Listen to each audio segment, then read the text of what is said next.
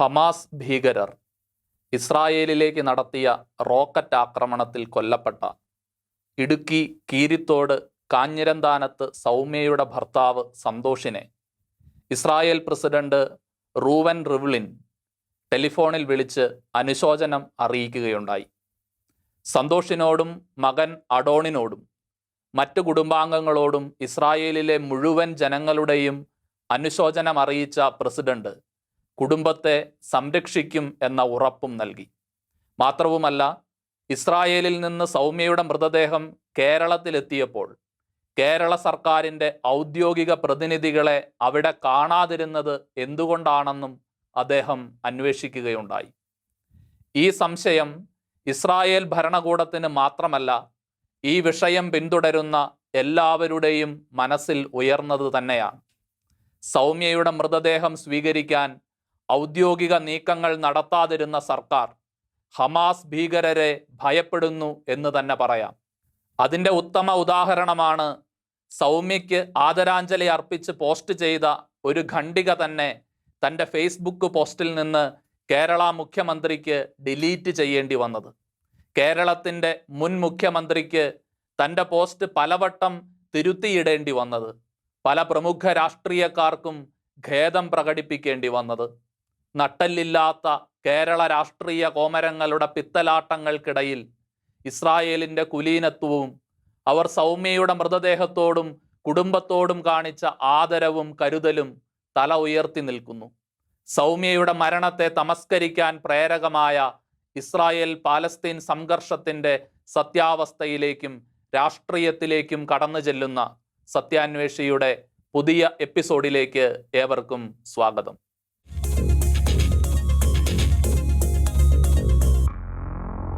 പഴയ നിയമ ഗ്രന്ഥങ്ങളുടെയും അതിൻ്റെ അനുബന്ധ പഠനങ്ങളുടെയും ചരിത്രാന്വേഷണങ്ങളുടെയും വെളിച്ചത്തിൽ ഇപ്പോൾ ഇസ്രായേൽ എന്നും പാലസ്തീന എന്നും വിളിക്കപ്പെടുന്ന പ്രദേശങ്ങളുടെ ചരിത്രം മനസ്സിലാക്കാവുന്നതാണ്. ഉൽപ്പത്തി പുസ്തകമനുസരിച്ച് ദൈവദൂതനുമായി മല്ലയുദ്ധത്തിൽ ഏർപ്പെട്ട യാക്കോബിന് നൽകപ്പെടുന്ന നാമമാണ് ഇസ്രായേൽ എന്നത്. മത്സരിക്കുക, മൽപ്പിടുത്തം നടത്തുക എന്നൊക്കെയാണ് ഇസ്രായേൽ എന്ന വാക്കിൻ്റെ അർത്ഥം. യാക്കോബിൻ്റെ മക്കളും അവരുടെ പിൻതലമുറക്കാരുമാണ് ഇസ്രായേല്യർ എന്ന് അറിയപ്പെടുന്നത്. ഹീബ്രു ബൈബിൾ അനുസരിച്ച് യൂദ രാജ്യം നിലവിലുണ്ടായിരുന്ന കാലഘട്ടത്തിൽ അന്നത്തെ ഇസ്രായേൽ യൂദ രാജ്യങ്ങളുടെ രാജാവായിരുന്ന സോളമൻ രാജാവാണ് ആദ്യത്തെ ദേവാലയം ജെറുസലേമിൽ പണി കഴിപ്പിച്ചത്. ക്രിസ്തുവിന് മുൻപ് 6-ാം നൂറ്റാണ്ടിലും 4-ാം നൂറ്റാണ്ടിലും ഇസ്രായേല്യർ അധിവസിച്ചിരുന്ന ഇസ്രായേൽ രാജ്യത്തെ പരാജയപ്പെടുത്തി അവരെ പ്രവാസത്തിലേക്ക് നയിച്ച സാമ്രാജ്യങ്ങൾ യഥാക്രമം അസീറിയായും ബാബിലോണിയായും ആയിരുന്നു. പുരാതന ജെറുസലേമിൽ സോളമൻ പണി കഴിപ്പിച്ച ആദ്യ ദേവാലയം ബാബിലോണിയൻ ചക്രവർത്തിയായിരുന്ന നബൂഖദ്നേസർ രണ്ടാമൻ BC 587 നശിപ്പിച്ചു. BC 538 പേർഷ്യൻ സാമ്രാജ്യം അവരെ പരാജയപ്പെടുത്തുകയും യഹൂദ സമൂഹം അതിൻ്റെ നഷ്ടപ്രതാപം വീണ്ടെടുക്കുകയും ചെയ്തു. തുടർന്നവർ ജെറുസലേമിൽ പഴയ ദേവാലയത്തിൻ്റെ സ്ഥാനത്ത് നിർമ്മിച്ച ദേവാലയം AD 70 വരെ നിലനിന്നു. ഇതിനിടയിൽ BC 2-ാം നൂറ്റാണ്ടിൽ ഇസ്രായേൽ നേരിട്ട മാസിഡോണിയൻ ഗ്രീക്കുകാരുടെ അധിനിവേശം യഹൂദ ജനത ലോകത്തിൻ്റെ പല ഭാഗങ്ങളിലേക്കായി ചിതറുന്നതിനും അവർക്കിടയിൽ തന്നെ 2 തരം മതാത്മകത രൂപം കൊള്ളുന്നതിനും കാരണമായിരുന്നു.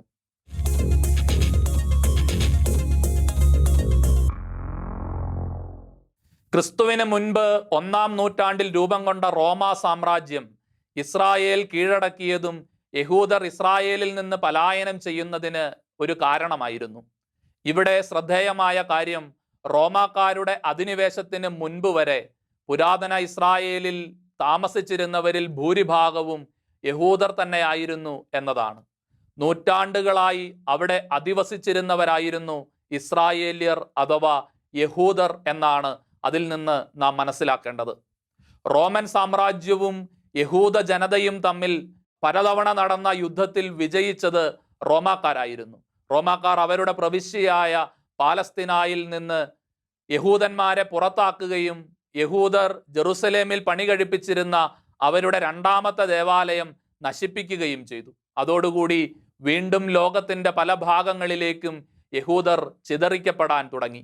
ആ കാലഘട്ടത്തോടെയാണ് റോമാക്കാർ ഇസ്രായേലിൽ നിന്നും പിടിച്ചെടുത്ത പ്രദേശങ്ങൾ സിറിയ എന്നും പാലസ്തീന എന്നുമൊക്കെ വ്യാപകമായി അറിയപ്പെടാൻ തുടങ്ങിയത്.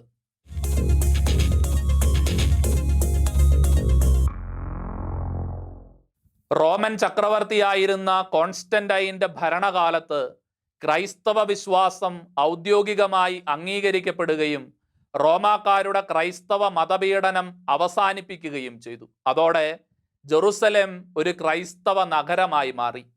യഹൂദർ ജെറുസലേമിൽ താമസിക്കുന്നത് വിലക്കപ്പെട്ടു. എങ്കിലും ക്രിസ്തുവർഷം 6-ാം നൂറ്റാണ്ടു വരെയെങ്കിലും ആ പ്രദേശങ്ങളിലെ താമസക്കാരിൽ ഒരു ഭൂരിപക്ഷമായി തന്നെ യഹൂദരും ഉണ്ടായിരുന്നു എന്ന് ചരിത്രം സാക്ഷ്യപ്പെടുത്തുന്നുണ്ട്.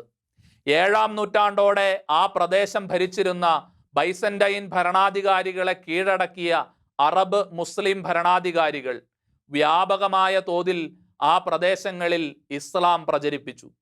അക്രമത്തിൻ്റെയും വാളിൻ്റെയും കീഴിൽ നടന്ന മതം മാറ്റ ശ്രമങ്ങളിൽ നിന്ന് തദ്ദേശീയ ജനതകൾക്ക് രക്ഷപ്പെടാൻ കഴിയുമായിരുന്നില്ല.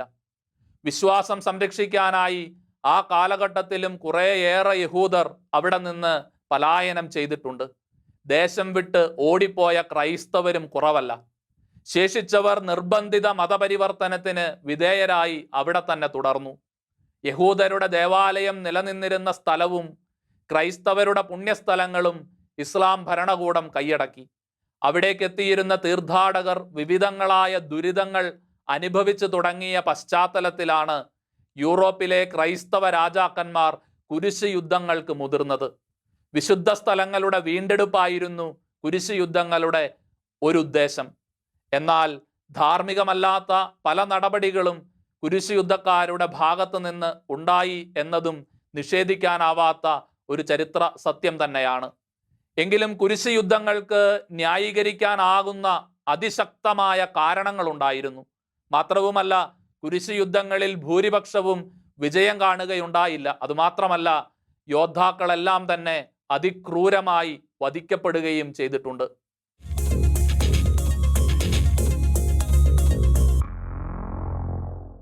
കുരിശ് യുദ്ധകാലത്ത് ഏതാനും വർഷങ്ങൾ വിശുദ്ധ നഗരങ്ങളെ തിരിച്ചുപിടിക്കാൻ അവർക്ക് സാധിച്ചിരുന്നു. എങ്കിലും 12-ാം നൂറ്റാണ്ടിൽ വീണ്ടും ഇസ്ലാമിക ഭരണകൂടം കുരിശ് യുദ്ധക്കാരെ പരാജയപ്പെടുത്തി. അവര് ജെറുസലേമും പാലസ്തീൻ്റെ മിക്ക പ്രദേശങ്ങളും തിരിച്ച് പിടിച്ചെടുത്തു.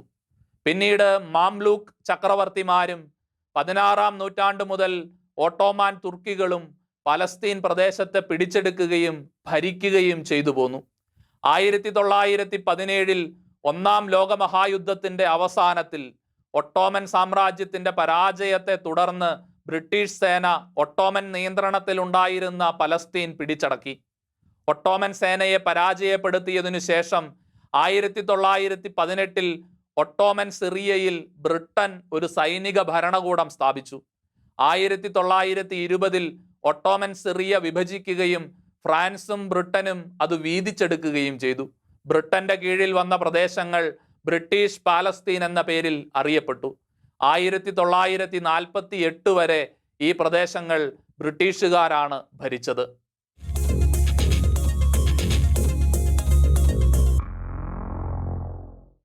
യൂറോപ്പിലും റഷ്യയിലും അറബ് രാജ്യങ്ങളിലുമായി ചിതറിക്കിടന്നിരുന്ന യഹൂദ ജനത കൊടിയ പീഡനങ്ങളും വംശീയ ഉന്മൂലന ശ്രമങ്ങളും നേരിട്ടിരുന്നു.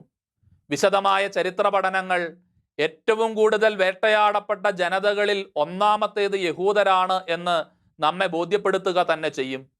യൂറോപ്പിൽ ദേശീയതാവാദം രൂപം കൊണ്ട കാലത്ത് വിവിധ ദേശങ്ങളിൽ പ്രവാസികളായി ചിതറിപ്പോയ യഹൂദ ജനതയും തങ്ങളുടേതായ ഒരു രാജ്യം രൂപീകരിക്കുക എന്ന ഉദ്ദേശത്തോടെ പ്രവർത്തനം ആരംഭിച്ചു. അതിനുവേണ്ടിയുള്ള പണം സ്വരൂപിക്കുന്നതിനും യഹൂദരെ എല്ലാ നാടുകളിലും നിന്ന് ഒരുമിച്ച് കൂട്ടി അവർ മനസ്സിൽ താലോലിക്കുന്ന ദിവസേന പ്രാർത്ഥിക്കുന്ന യഹൂദ രാജ്യമെന്ന സ്വപ്നത്തിലേക്ക് എത്തിക്കുന്നതിനും വേണ്ടി സയണിസ്റ്റ് എന്ന മുന്നേറ്റവും അവർ രൂപപ്പെടുത്തി. ഭൂമിയിൽ സ്വന്തമായി ഒരു രാജ്യമില്ലാത്തവർ യഹൂദ ദേശീയതയെ മുൻനിർത്തി ഒരു പ്രസ്ഥാനമുണ്ടാക്കുന്നത് മാപ്പർഹിക്കാത്ത കുറ്റമായി തീരുന്നത് എങ്ങനെയാണ്? അങ്ങനെ തങ്ങളുടെ പുരാതന ദേശത്തേക്ക് മടങ്ങി വരാൻ ആരംഭിച്ച യഹൂദർ പണക്കാരായ വിദേശ അറബികൾ ബ്രിട്ടീഷ് പാലസ്തീനിൽ കൈയടക്കി വെച്ചിരുന്ന കൃഷിഭൂമികൾ പണം കൊടുത്ത് സ്വന്തമാക്കാൻ ആരംഭിച്ചു. 20-ാം നൂറ്റാണ്ടിൽ ഈ മുന്നേറ്റം ശക്തി പ്രാപിച്ചു. റഷ്യക്കാരുടെയും യൂറോപ്പിൽ നാസികളുടെയും എല്ലാം പീഡനത്തിന് ഇരയായ യഹൂദർക്ക് തങ്ങളുടെ പുരാതന ദേശത്തേക്ക് മടങ്ങി വരാനുള്ള ഈ സന്ദർഭം വലിയ സൗഭാഗ്യമായിരുന്നു. എന്നാൽ യഹൂദ ജനസംഖ്യ ഉയർന്നു വരുന്നത് കണ്ടപ്പോൾ സ്വാഭാവികമായി തദ്ദേശീയരായ അറബികളിൽ പ്രതിഷേധമുണ്ടാവുകയും യഹൂദന്മാർക്കെതിരെ 1929-ലും 1936-39 കാലയളവിലും കലാപം പൊട്ടിപ്പുറപ്പെടുകയും ചെയ്തു. അതിൻ്റെ ഫലമായി നിരവധി യഹൂദർ കൊല്ലപ്പെടുകയും അവരുടെ ജനസംഖ്യയിൽ കാര്യമായ കുറവുണ്ടാവുകയും ചെയ്തു. കലാപത്തെ തുടർന്ന് 5 വർഷത്തിൽ 75,000 യഹൂദർ മാത്രമേ പലസ്തീനിലേക്ക് കുടിയേറാവൂ എന്ന് ബ്രിട്ടൻ ഒരു നിയമം കൊണ്ടുവന്നു. പിന്നീട് അലിയ ബേത്ത് എന്ന പ്രത്യേക നിയമം വഴി യഹൂദരുടെ പലസ്തീൻ കുടിയേറ്റം ബ്രിട്ടൻ പൂർണ്ണമായും തടഞ്ഞു. എന്നാൽ 1945 ആയപ്പോഴേക്കും 65 ലക്ഷം യഹൂദർ ഹിറ്റ്ലറുടെ ഹോളോകോസ്റ്റിന് വിധേയമായി എന്ന റിപ്പോർട്ടുകൾ പുറത്തു വന്നതോടെ പലസ്തീനിലുള്ള യഹൂദർ തങ്ങളുടെ കുടിയേറ്റം തടയുന്ന ബ്രിട്ടന്റെ നിയമത്തിനെതിരെ തുറന്ന എതിർപ്പ് പ്രകടിപ്പിക്കുകയും ക്രമേണ ഹോളോകോസ്റ്റിൽ നിന്ന് രക്ഷപ്പെട്ടവരും അറബ് രാജ്യങ്ങളിൽ നിന്നുമായി വലിയ തോതിൽ പലസ്തീനിലേക്ക് യഹൂദർ പ്രവഹിക്കുകയും ചെയ്തു. ഇത് പറയുമ്പോഴും പാലസ്തീൻ അന്നും ഇന്നും ഒരു സ്വതന്ത്ര രാജ്യമല്ലായിരുന്നു എന്ന വസ്തുത കൂടി കൂട്ടിവായിക്കേണ്ടതുണ്ട്. ലോകത്തിന്റെ വിവിധ ഭാഗങ്ങളിലേക്ക് വിവിധ കാലഘട്ടങ്ങളിലായി ചിതറിക്കപ്പെട്ട യഹൂദർ തങ്ങളുടെ പുരാതന ദേശത്തേക്ക് മടങ്ങി വരുമ്പോൾ അവർ അപ്പോഴത്തെ തദ്ദേശീയരിൽ നിന്ന് അതിക്രമത്തിലൂടെയല്ല യാതൊന്നും സ്വന്തമാക്കിയത് എന്നും നമ്മൾ ഓർമ്മിക്കണം. മതതീവ്രവാദത്തിന്റെ ക്രൂരമുഖം പേറുന്ന തദ്ദേശീയ ഭീകര സംഘടനകളാണ് അന്നും ഇന്നും യഹൂദ രക്തത്തിനു വേണ്ടിയും അവരുടെ ഉന്മൂലനത്തിനു വേണ്ടിയും ലോകമെമ്പാടും ബഹളം വയ്ക്കുന്നത്. സയണിസം ഈ വിധത്തിൽ പരിഗണിക്കുമ്പോൾ ഒരിക്കലും ഒരു തീവ്രവാദ പ്രസ്ഥാനമായിരുന്നില്ല എന്ന് മനസ്സിലാക്കാൻ നമുക്ക് സാധിക്കും.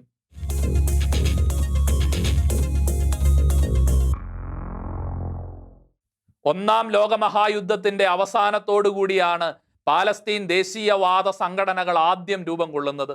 ബ്രിട്ടീഷുകാർ ഭരിച്ചുകൊണ്ടിരുന്നപ്പോൾ 2 ദേശീയവാദ പ്രസ്ഥാനങ്ങൾ, ഒന്ന് യഹൂദ ദേശീയവാദവും മറ്റൊന്ന് അറബ് ദേശീയവാദവും പാലസ്തീനിൽ രൂപം കൊണ്ടിരുന്നു. ക്രമേണ അവർ ചെറുവിഭാഗങ്ങളായി തിരിഞ്ഞ് പരസ്പരം ഏറ്റുമുട്ടുന്ന ഒരു ശൈലി രൂപം കൊണ്ടു.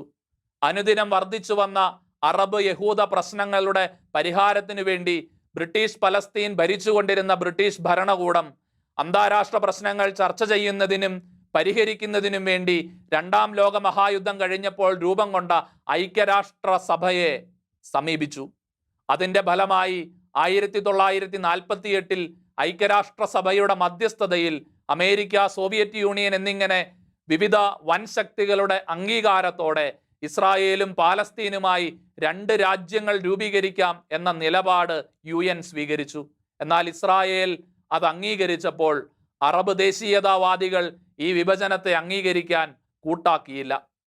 1948 മെയ് 14 ബ്രിട്ടീഷ് ഭരണം അവസാനിക്കുന്നതിൻ്റെ തലേ ദിവസം ടെൽ അവീവിലെ മ്യൂസിയത്തിൽ ഒരുമിച്ച് കൂടിയ ക്ഷണിക്കപ്പെട്ട കുറച്ച് അതിഥികളുടെ മുൻപിൽ വെച്ച് ജൂവിഷ് പീപ്പിൾസ് കൗൺസിലിന്റെ നേതാവ് ഡേവിഡ് ബെൻ ഗുരിയൻ സ്വാതന്ത്ര്യ പ്രഖ്യാപനം നടത്തുകയും ഇസ്രായേൽ അല്ലെങ്കിൽ സ്റ്റേറ്റ് ഓഫ് ഇസ്രായേൽ എന്ന രാജ്യം ഔദ്യോഗികമായി പ്രഖ്യാപിക്കുകയും ചെയ്തു. എന്നാൽ ഇസ്രായേൽ രാജ്യം നിലവിൽ വന്ന മണിക്കൂറുകൾക്കുള്ളിൽ ഈജിപ്ത്, സിറിയ, ജോർദാൻ, ഇറാഖ് തുടങ്ങിയ അറബ് രാജ്യങ്ങളുടെ പട്ടാളം സംയുക്തമായി പാലസ്തീൻ പിടിച്ചടക്കുവാൻ വേണ്ടി ബ്രിട്ടീഷ് പാലസ്തീനിൽ പ്രവേശിക്കുകയും ഇസ്രായേലുമായി യുദ്ധത്തിൽ ഏർപ്പെടുകയും ചെയ്തു.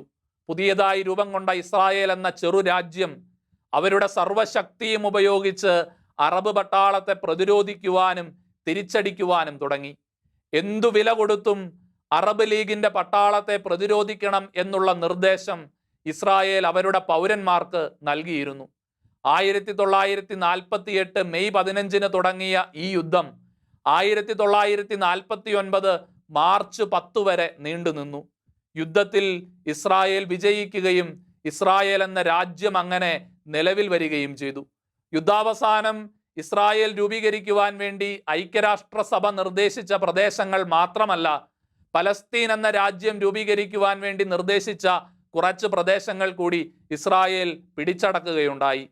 പാലസ്തീനു വേണ്ടി നിർദ്ദേശിച്ചിരുന്ന കിഴക്കൻ ജെറുസലേമിന്റെ ഭാഗങ്ങളും യൂദയ സമരിയ പ്രദേശങ്ങളും യോർദാൻ പിടിച്ചടക്കുകയും വെസ്റ്റ് ബാങ്ക് എന്ന് നാമകരണം ചെയ്യുകയും ഗാസ ഈജിപ്തിന്റെ കീഴിലേക്ക് വരികയും ചെയ്തു. ഈജിപ്തും സിറിയയും യോർദാനും പാലസ്തീൻ പോരാളികളും സംയുക്തമായി വീണ്ടും ഇസ്രായേലിനെ ആക്രമിച്ച ഒരു സന്ദർഭം ഉണ്ടായിട്ടുണ്ട്. 1967 ജൂൺ 5 മുതൽ 10 വരെ നീണ്ടുനിന്ന യുദ്ധം 6 ഡേ വാർ എന്നാണ് അറിയപ്പെടുന്നത്. ഈ യുദ്ധത്തിൽ യോർദാന്റെ നിയന്ത്രണത്തിലായിരുന്ന കിഴക്കൻ ജെറുസലേമും വെസ്റ്റ് ബാങ്കും ഈജിപ്തിന്റെ കയ്യിൽ നിന്ന് ഗാസയും സീനായ് പെനിൻസുലയും സിറിയയുടെ കയ്യിൽ നിന്നും ഗോലാൻ കുന്നുകളും ഇസ്രായേൽ പിടിച്ചെടുത്തു. ചുരുക്കത്തിൽ 1967 യുദ്ധത്തോടുകൂടി പലസ്തീൻ പ്രവിശ്യകളായ വെസ്റ്റ് ബാങ്കും ഗാസയും മുഴുവനായും ഇസ്രായേലിന്റെ അധീനതയിലേക്ക് വന്നു. അതോടുകൂടിയാണ് സമാധാന കരാറിന്റെ ഭാഗമായി ഇസ്രായേൽ എന്ന രാജ്യത്തെ അംഗീകരിക്കാൻ ഈജിപ്തും യോർദാനും തയ്യാറായത്. തുടർന്ന് ഇസ്രായേൽ പിടിച്ചെടുത്ത ഭൂപ്രദേശങ്ങൾ ഈജിപ്തിനും യോർദാനും അവർ തിരിച്ചു കൊടുക്കുകയും ചെയ്തു.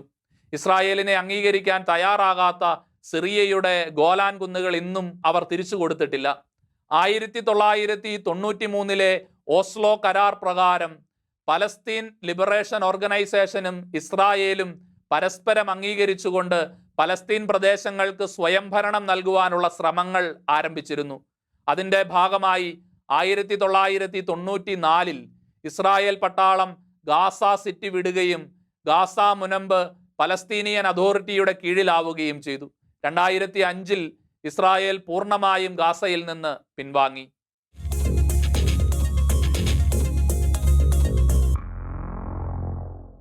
ഇതുവരെ പാലസ്തീൻ എന്ന ഒരു രാജ്യം രൂപീകരിക്കപ്പെട്ടിട്ടില്ല. നോൺ മെമ്പർ ഒബ്സർവർ സ്റ്റേറ്റ് എന്ന രീതിയിലാണ് പാലസ്തീനെ ഐക്യരാഷ്ട്രസഭയിൽ ഉൾപ്പെടുത്തിയിരിക്കുന്നത് പോലും. ഒരു രാജ്യമെന്ന നിലയിൽ പാലസ്തീനെ അംഗീകരിക്കണമെങ്കിൽ അവിടെ വ്യവസ്ഥാപിതമായ രീതിയിൽ തിരഞ്ഞെടുക്കപ്പെട്ട ഒരു ഭരണകൂടം ഉണ്ടായിരിക്കണം. അങ്ങനെ തിരഞ്ഞെടുക്കപ്പെടുന്ന ഭരണകൂടത്തിന് അതിന് കീഴിൽ വരുന്ന പ്രദേശങ്ങളുടെ മുഴുവൻ നിയന്ത്രണവും പരമാധികാരവും വേണം. എന്നാൽ നിലവിലുള്ള പാലസ്തീൻ അതോറിറ്റിക്ക് പാലസ്തീൻ പ്രദേശങ്ങളുടെ പരമാധികാരം ഇല്ല. നിലവിൽ പാലസ്തീൻ അതോറിറ്റിക്ക് വെസ്റ്റ് ബാങ്കിലെ പ്രദേശങ്ങളുടെ മാത്രം അധികാരമാണ് ഉള്ളത്. ഗാസ ഇപ്പോഴും തീവ്രവാദ സംഘടനയായ ഹമാസ് ആണ് നിയന്ത്രിക്കുന്നത്. നിലവിൽ ഇസ്രായേൽ കയ്യേറിയിരിക്കുന്നത് വെസ്റ്റ് ബാങ്കിലെ പ്രദേശങ്ങളാണ്. ഇത് വെറും ഒരു അതിർത്തി പ്രശ്നം മാത്രമല്ല. 1967 യുദ്ധത്തിൽ ഇസ്രായേൽ പിടിച്ചെടുത്ത സ്ഥലമാണ് അത്. യുദ്ധത്തിൽ പിടിച്ചെടുത്ത സ്ഥലങ്ങൾ ആർക്കും വെറുതെ കൊടുക്കുന്ന ചരിത്രമില്ലല്ലോ. സമാധാനം പുനഃസ്ഥാപിക്കുകയും ഹമാസിനെ നിരായുധീകരിക്കുകയും ചെയ്താൽ മാത്രമേ തങ്ങൾ ചർച്ചകൾ പുനരാരംഭിക്കുകയുള്ളൂ എന്നും ഇസ്രായേൽ പറയുന്നുണ്ട്. എന്നാൽ വെസ്റ്റ് ബാങ്കും ഗാസയും ഭരിക്കുന്ന പാലസ്തീൻ അതോറിറ്റിയും ഹമാസും തമ്മിലുള്ള അനൈക്യവും ഹമാസിന്റെ തീവ്രവാദ പ്രവർത്തനങ്ങളും കാരണം സമാധാന ചർച്ചകൾ എപ്പോഴും വഴിമുട്ടി നിൽക്കുകയാണ്.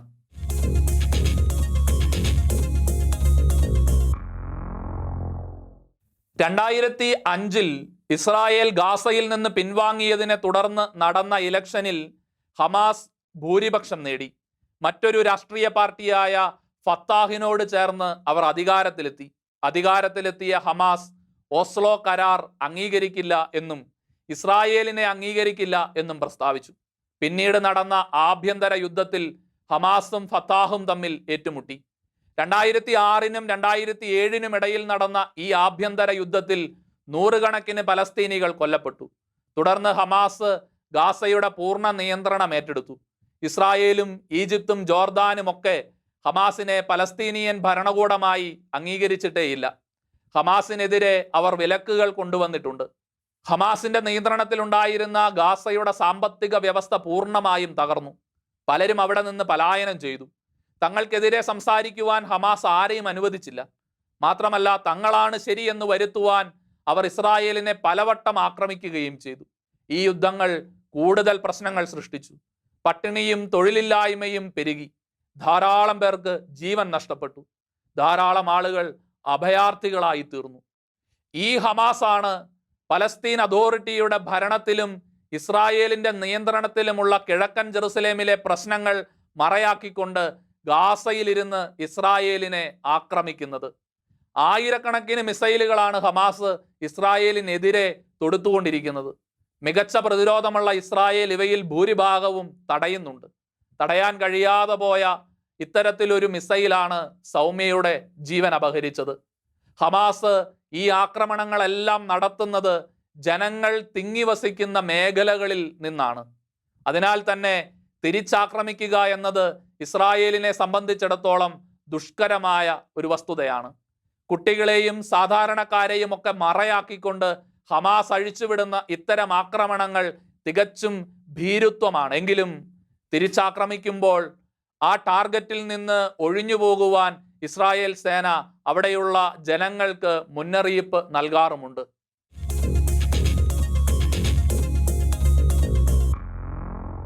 ഇസ്രായേൽ വിരുദ്ധ വികാരവും വാർത്തകളും മാത്രമാണ് മലയാളത്തിലെങ്ങും പ്രചരിക്കപ്പെടാറുള്ളത്. എന്നാൽ സത്യം ആഴത്തിൽ പഠിക്കുകയും മനസ്സിലാക്കുകയും ചെയ്യുമ്പോൾ ചേരിചേരാതിരിക്കാൻ മനസാക്ഷിയുള്ളവർക്ക് സാധിക്കുകയില്ല. തങ്ങൾക്ക് മാത്രം അധികാരവും ഭരണവും സ്വാതന്ത്ര്യവും എന്നു വാദിക്കുന്ന ഹമാസിനെ പോലെ ഇടുങ്ങിയ ചിന്താഗതിക്കാരായ മത തീവ്രവാദികളിൽ നിന്നാണ് ലോകത്തെമ്പാടും ദുർബല ജനവിഭാഗങ്ങളും മതന്യൂനപക്ഷങ്ങളും പീഡനങ്ങൾ നേരിടുന്നത്. സൗമ്യയുടെ മരണം പോലും അത്തരമൊരു അതിക്രമത്തിന്റെ ഫലമാണ്. ആ മരണത്തിൽ അനുശോചിക്കാൻ കേരളത്തിലെ രാഷ്ട്രീയ നേതാക്കന്മാർക്ക് പോലും സാധിക്കുന്നില്ല എങ്കിൽ ഹമാസിന്റെ സമാന മനസ്ഥിതി പേറുന്ന തീവ്രവാദ പ്രസ്ഥാനങ്ങൾ മറ്റു പേരുകളിൽ ഈ നാട്ടിലും വേരാഴ്ത്തിയിരിക്കുന്നു എന്നല്ലാതെ നമ്മൾ എന്താണ് മനസ്സിലാക്കേണ്ടത്? സൗമ്യയോടും കുടുംബത്തോടും ഇസ്രായേൽ ഭരണകൂടം പ്രദർശിപ്പിച്ച കരുതലിനു മുന്നിൽ തലതാഴ്ത്തി നിൽക്കാനേ കേരള സർക്കാരിനും ഈ നാട്ടിലെ ഹമാസിന്റെ വകഭേദങ്ങൾക്കും സാധിക്കുകയുള്ളൂ. സത്യാന്വേഷിയുടെ ഈ എപ്പിസോഡ് ഇവിടെ പൂർണ്ണമാകുന്നു. തമസ്കരിക്കപ്പെടുകയും വളച്ചൊടിക്കപ്പെടുകയും ചെയ്യുന്ന സത്യങ്ങളും നിഷേധിക്കപ്പെടുന്ന നീതിക്ക് പിന്നിലെ ഗൂഢാലോചനകളും സത്യസഭയുടെ മായം ചേർക്കാത്ത പ്രബോധനങ്ങളും സത്യത്തോട് മാത്രം കൂറുപുലർത്തുന്ന നിലപാടുകളുമായി സത്യാന്വേഷി വീണ്ടും അടുത്തയാഴ്ച. നിങ്ങളുടെ അഭിപ്രായങ്ങളും നിർദ്ദേശങ്ങളും താഴെ കാണുന്ന ഇമെയിലിൽ ഞങ്ങൾക്കെഴുതൂ. സത്യം നിങ്ങളെ സ്വതന്ത്രരാക്കട്ടെ.